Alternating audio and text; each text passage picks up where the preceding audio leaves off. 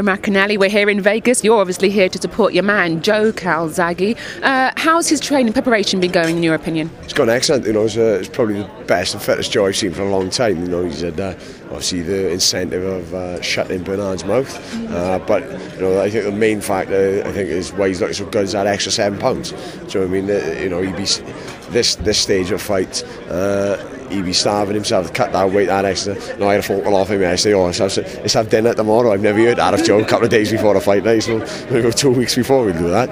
But he's in good shape. He's trained hard, and I think he's just looking forward now to getting in there. As a boxer, how much difference does it make? I mean, it's like £7, isn't it? Because to get up from super middle to light heavy, but it doesn't sound like almost that much. But as a boxer, when you're trying to carry power and carry speed and still obviously have a performance, how much difference can it make? I think for a fighter who's cut in weight, or a fighter who's trying to go up in weight and he's trying to put it on unnaturally, yes, it can affect you. But Joe is a natural light heavyweight. He could have done light heavyweight a long time ago, and I think he'd have been happy to do light heavyweight a long time ago. But the fights just weren't there. He had big fights at super middle, and that's why he boiled his body down to make the 12-stone limit. Now he's up at his natural weight, and I think we're going to see a vintage performance off Joe.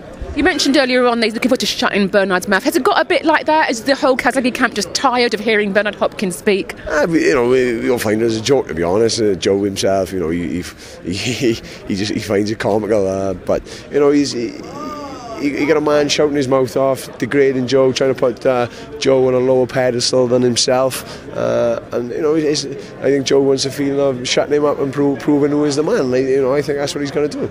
His father and son in the corner on April the 19th that night, as it always is, obviously, with Joe. Bernard Hopkins has made a lot of the fact that Enzo Maccarinelli is going to be the weak link. Obviously when you're in the corner, it's Enzo, but is there something different when it's father and son in the corner? Yeah, I tell you something about Enzo now. Obviously his love for Joe as a son is undoubted, but at the end of the day he's a trainer, and he doesn't treat any one of his boys different to Joe.